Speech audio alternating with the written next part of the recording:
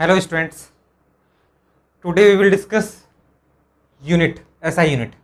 Actually हम लोग unit पढ़ चुके हैं लास्ट लेक्चर में, वहाँ पर SI सिस्टम हम लोग समझ चुके थे। अब जो है SI यूनिट क्या होता है वो देखते हैं।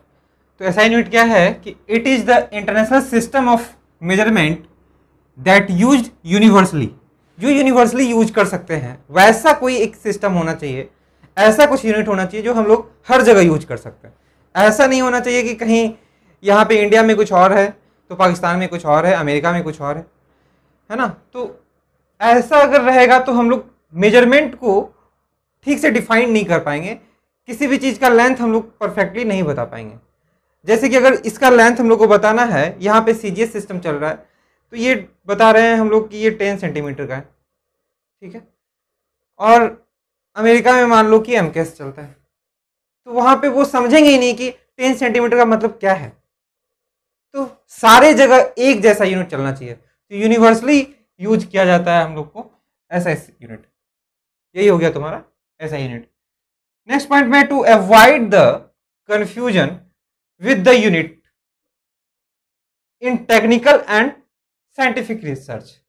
जैसे टेक्निकल और साइंटिफिक रिसर्च जहाँ पे होता है तो वो जो भी रिसर्च करेंगे, तो साइंटिस्ट लोग रिसर्च करेंगे तो इंडिया में जो रिसर्च कर रहे हैं या फिर तुम्हारा पाकिस्तान में रिसर्च कर रहे हैं, लंदन में रिसर्च कर रहे हैं, कहीं भी रिसर्च कर रहे हैं, चाइना में रिसर्च कर रहे हैं, तो सारे जगह एक जैसा यूनिट रहेगा तो वो एक दूसरे को अच्छे से बता सकते हैं कि हाँ हम लोग यहाँ पे मेजरमेंट में इतने मीटर का लेंथ लिए हैं, यहाँ पे इतने सेकेंड टाइम लिए हैं, यहाँ पे इतने मास लिए हैं, या जो भी इतना मॉलिक्यूल्स लिए हैं, या फिर मोल में, अमाउंट ऑफ सब्सटेंस में, ये सब हम लोग बता सकते हैं। इसलिए ये चीज लिया जाता है, ठीक है। या फिर हम लोग ऐसे भी कर सकते हैं कि अगर शादी हो रही है किसी की, तो शादी लगा रहे हैं लड़का लड़की का, तो लड़के का अब हाइट दिया गया कि 1.5 मीटर का लड़का है, मतलब 150 सेंटीमीटर का, सीधा समझते हैं कि 150 सेंटीमीटर का लड़का है। पर मान लो चेन्नई में लग रहा है, दिल्ली का लड़का है, तो चेन्नई में अब CGS यूनिट ही नहीं पता उनको, तो 150 सेंटीमीटर का मतलब क्या है अगर नहीं पता तो पता ही नहीं चलेगा कि 150 सेंटीमीटर का मतलब क्या है, मेरी बेटी से ज़्यादा हाइट के हैं या कम हाइट के हैं, ठीक है। वैसे ही यहाँ पे, वैसे हम लोग यहाँ पे टेक्निकल और साइंटिफिक रिसर्च के लिए वैसा कंफ्यूजन ना हो, इसके लिए हम लोग को एक ऐसा यूनिट डिफाइन करना पड़ा कि जो हर जगह यूज किया जा सकता है यूनिवर्सली। तो ऐसा ही यूनिट जो है उसमें 7 फंडामेंटल और 2 सप्लीमेंट्री यूनिट्स यूज होते हैं। 7 फंडामेंटल यूनिट होंगे और 2 सप्लीमेंट्री यूनिट्स यूज होंगे। तो इनको जो है these are divided in 3 categories. ये जो SI यूनिट है उसको 3 कैटेगरी में बांटा गया है। दीज आर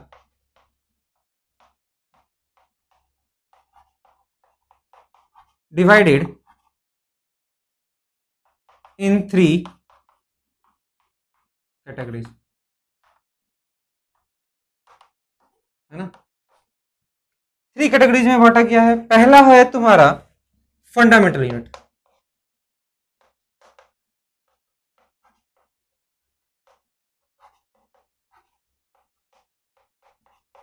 है फंडामेंटल यूनिट्स, इसको कहते हैं बेस यूनिट,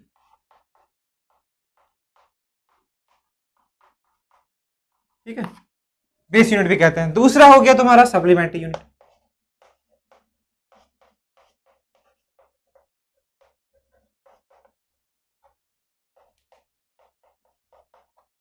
और तीसरा है last one derived unit.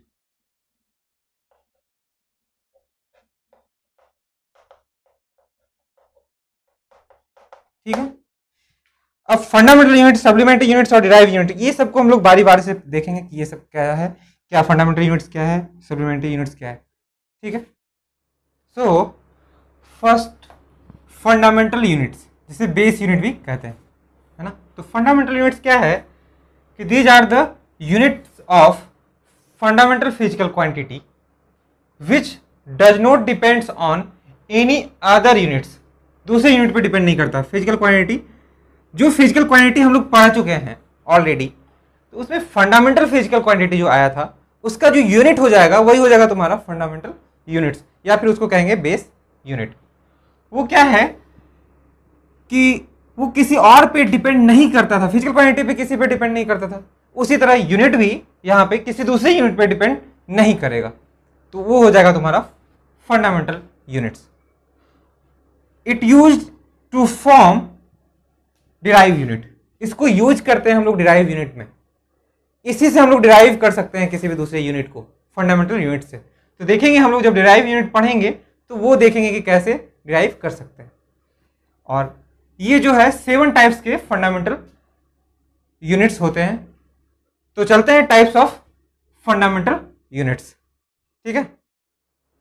So types of fundamental units में क्या है, देयर आर 7 फंडामेंटल यूनिट्स। जैसे कि 7 फंडामेंटल क्वांटिटी होते थे, उसी के जो यूनिट हो जाएंगे वही हो जाएगा तुम्हारा फंडामेंटल यूनिट। तो 7 फंडामेंटल क्वांटिटी होते थे, तो उसी तरह 7 फंडामेंटल यूनिट्स है। तो जो फंडामेंटल क्वांटिटी था फिजिकल क्वांटिटी, उसी का यूनिट हो जाएगा तुम्हारा फंडामेंटल यूनिट्स। तो 7 फंडामेंटल क्वांटिटी जो था physical quantity, mass, length, time, temperature, current, luminous intensity और अमाउंट ऑफ सब्सटेंस। तो ये सबका यूनिट हम लोग देखेंगे कि इसका यूनिट क्या होता है। तो जैसे मास है, सीजीएस में भी देख लेते हैं क्या होता है, ग्राम, ग्राम जीएम है ना। एसआई में किलोग्राम होता है, केजी, किलोग्राम है ना। लेंथ हो गया तुम्हारा सेंटीमीटर, ये हो गया तुम्हारा मीटर, ठीक है। टाइम हो गया सेकंड, इसमें भी सेकंड, इसमें भी सेकंड, एस से डिनोट करते हैं ये unit. Temperature degree centigrade CGS में, और यहां पे केल्विन रखा गया है, वैसा के से डिनोट करते हैं केल्विन को।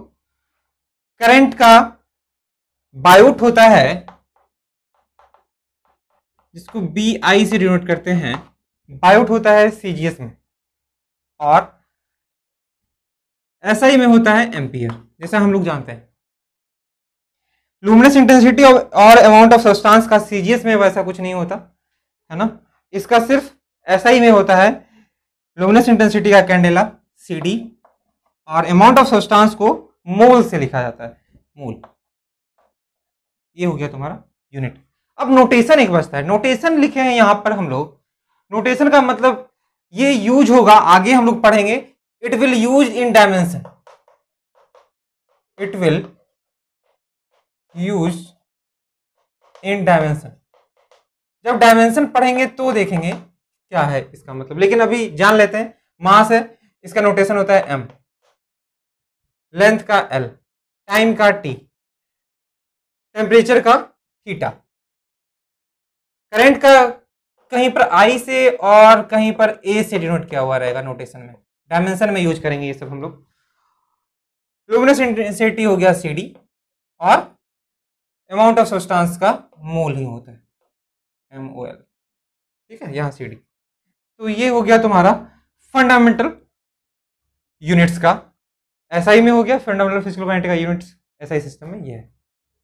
अब सेकंड चलते हैं सप्लीमेंट्री यूनिट पे, ठीक है। तो सप्लीमेंट्री यूनिट्स क्या है, these are the units of supplementary physical quantity. जो सप्लीमेंट्री फिजिकल क्वांटिटी हम लोग पढ़ चुके हैं, उसका यूनिट जो हो जाएगा वो होगा supplementary unit, which also does not depends on any other units, जो दूसरे यूनिट पे डिपेंड नहीं करता।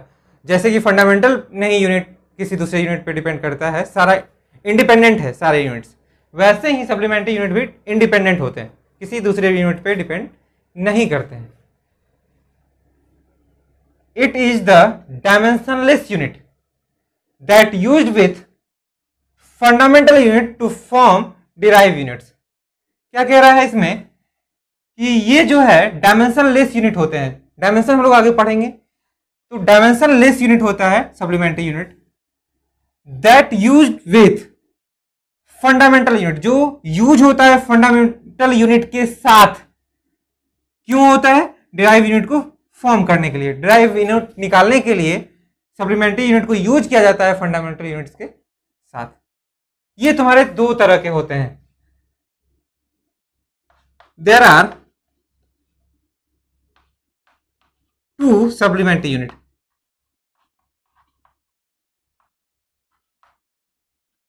यूनिट्स है ना, दो सप्लीमेंट्री यूनिट्स होते हैं। फर्स्ट है तुम्हारा, फर्स्ट है एंगल, एंगल हो गया तुम्हारा physical quantity, supplementary physical quantity, इसका यूनिट होता है रेडियन।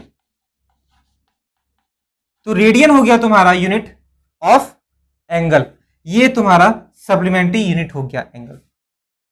दूसरा होता है सॉलिड एंगल, जो कि हम लोग पढ़ चुके हैं सप्लीमेंट्री फिजिकल क्वांटिटी में, ठीक है। सॉलिड एंगल, इसका यूनिट होता है स्टेरेडियन।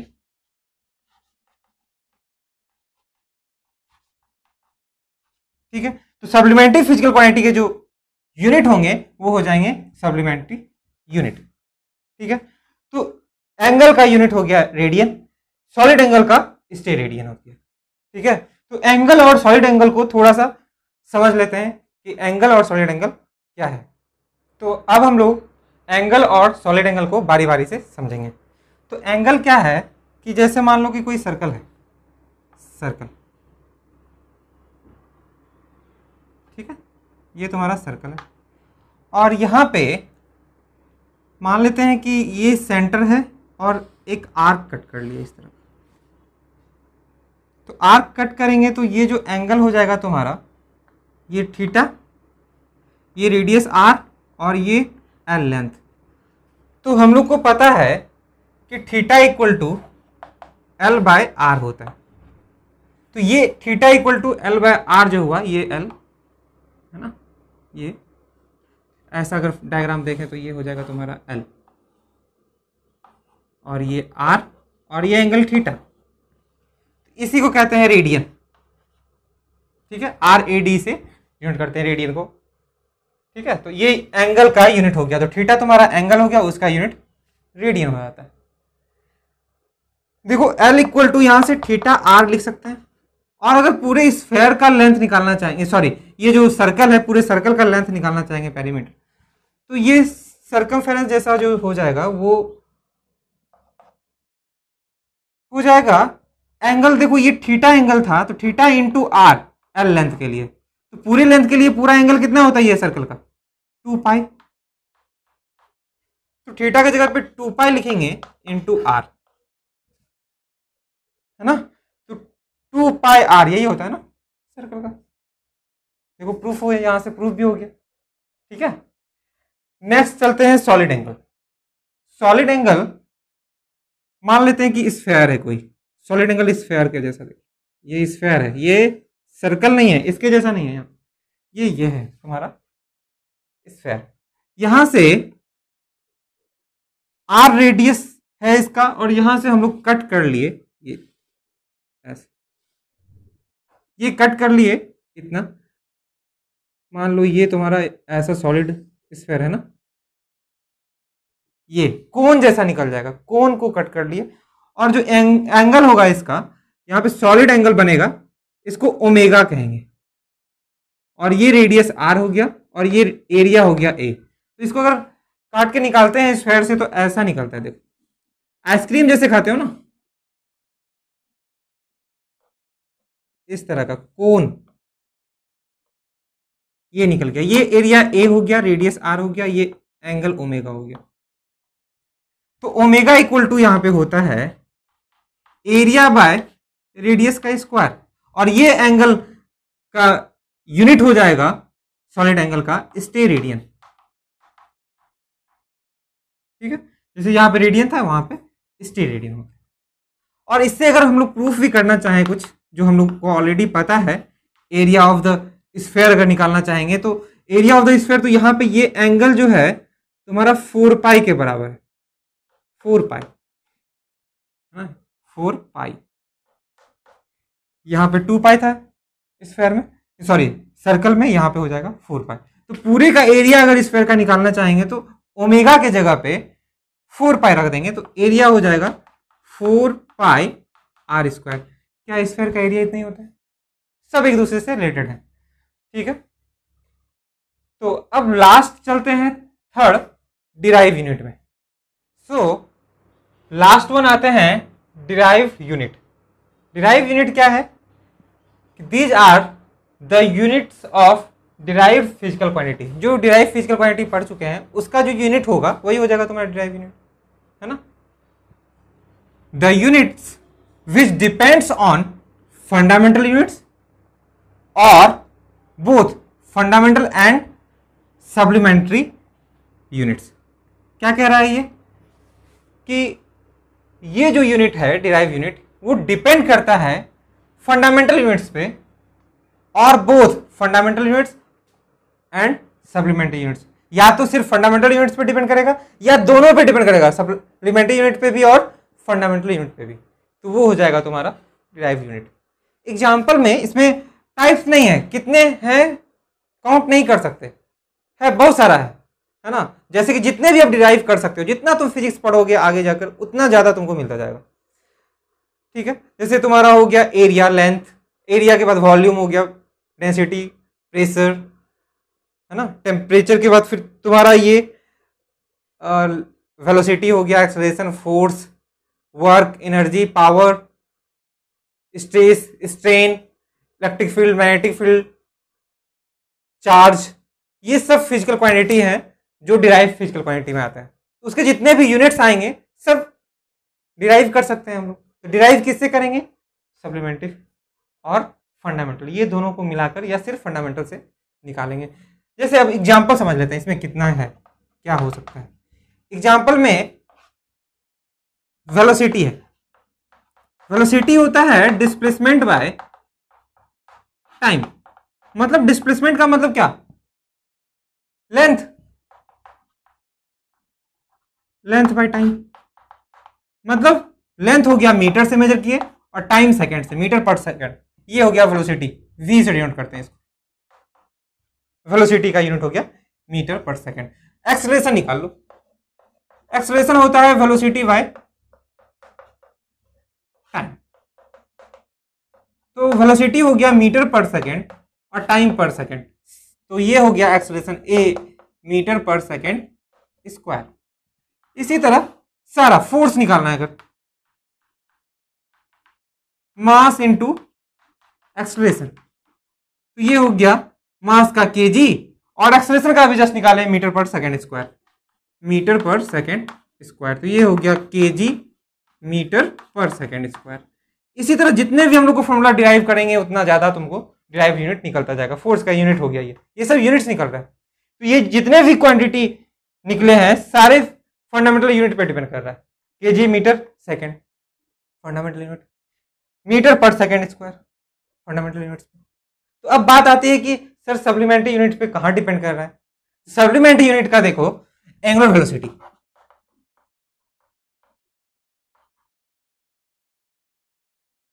एंगुलर वेलोसिटी इसको ओमेगा से लिखते हैं।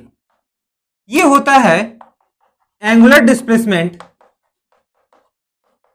By time. अब एंगुलर डिस्प्लेसमेंट बाय टाइम ये आ गया। एंगुलर डिस्प्लेसमेंट किससे मेजर करेंगे, कैसे पता चलेगा? एंगुलर डिस्प्लेसमेंट का मतलब ये कि एंगल में कितना वो डिस्प्लेस किया, ये एंगल थीटा, मतलब थीटा बाय टी, इसको कह सकते हैं theta by time T. Theta हो गया तुम्हारा रेडियन और टाइम हो गया सेकेंड, तो ओमेगा का यूनिट हो गया रेडियन पर सेकेंड। क्या डिपेंड किया? बिल्कुल किया। वैसे ही अगर एंगुलर एक्सेलरेशन निकालेंगे तो क्या हो जाएगा? एंगुलर वेलोसिटी बाय टाइम, जैसे वेलोसिटी बाय टाइम वैसे एंगुलर वेलोसिटी बाय टाइम। तो एंगुलर वेलोसिटी का हो गया रेडियन पर सेकंड बाय सेकंड, तो एंगुलर एक्सेलरेशन का यूनिट हो जाएगा रेडियन पर सेकंड स्क्वायर। तो वैसे ही डिराइव करते चलेंगे। तो डिराइव क्वांटिटी का कोई लिमिट नहीं है, जितना निकालोगे उतना ज्यादा निकलेगा। जितना ज्यादा फिजिक्स फ्यूचर में पढ़ते जाओगे उतना ज्यादा निकलता जाएगा तुम्हारा यूनिट्स, है ना। तो ठीक है, रहने देते हैं आज के लिए इतना ही, है ना। Thank you.